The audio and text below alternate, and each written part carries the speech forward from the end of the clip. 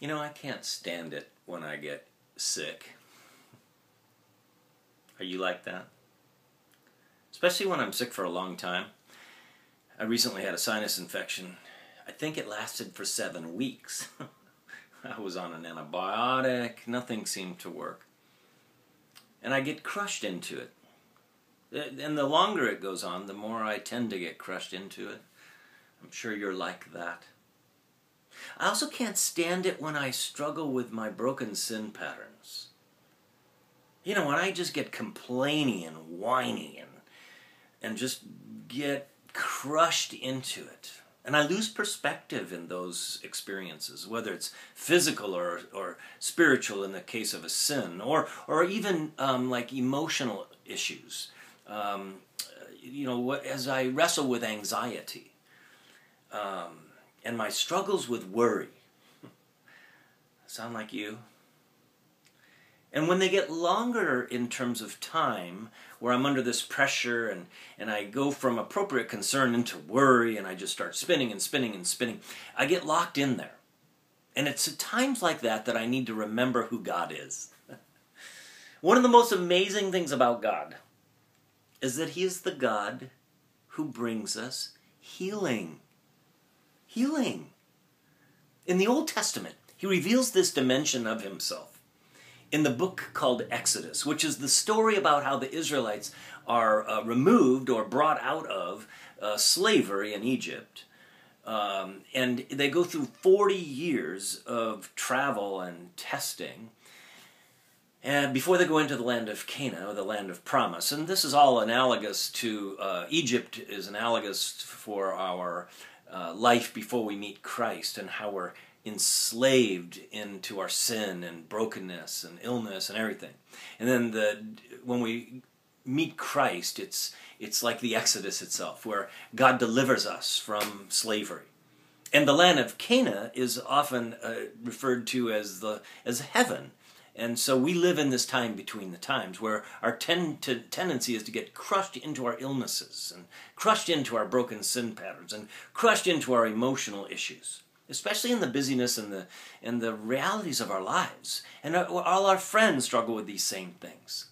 But in that context of Exodus, in Exodus 15, the Israelites are journeying in the desert. They haven't had water for 3 days. That may be exactly how you feel right now. It's often how we are. It seems like days, weeks, months, and years.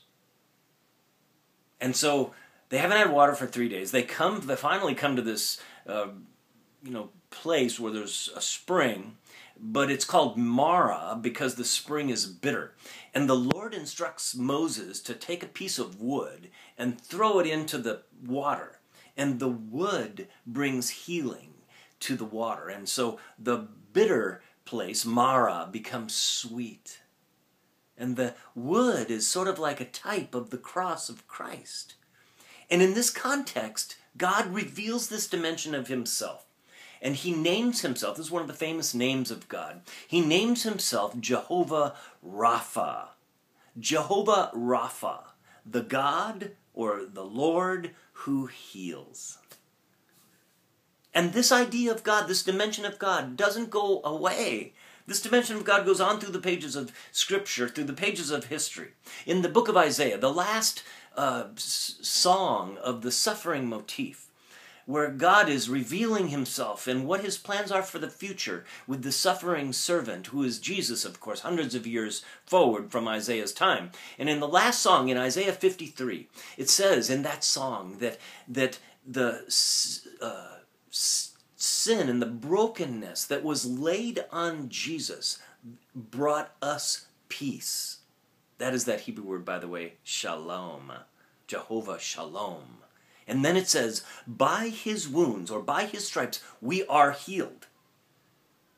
And that idea doesn't stop. It goes on into the days of Jesus. When Jesus goes into Capernaum and heals Peter's mother-in-law, and all the demon-possessed people are brought to Him, and they're all healed. In Matthew chapter 8, He quotes the book of Isaiah, by His stripes we are healed. And Peter later on will write in 1 Peter chapter 2, dealing with the realities of your and my struggle with our broken sin patterns and all of our emotional illnesses that we wrestle with. He says, he repeats again Isaiah 53, by his wounds, by his stripes, we are healed. Oh, and I need to remember that when I'm so discouraged. I need to remember that when I'm sick, when I'm stuck in my sin, or when I'm worrying like crazy. How about you? Jehovah Rapha.